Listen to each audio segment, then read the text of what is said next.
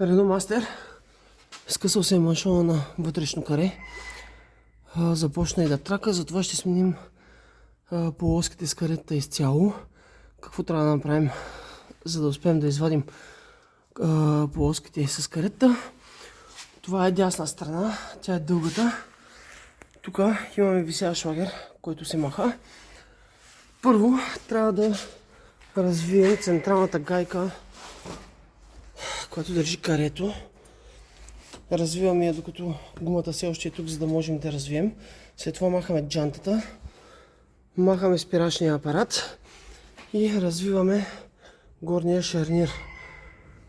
Когато развием гайката на горния шарнир, развиваме също амортисьора, за да може този носач да започне да пружинира лесно надолу и да не му пречи амортисьора.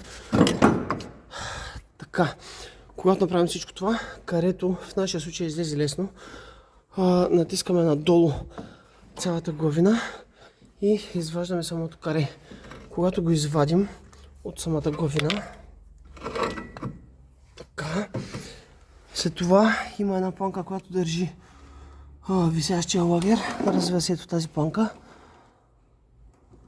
и полека издърпваме полоските с карета навън, сменяме ги и по обратния ред слагаме всичко.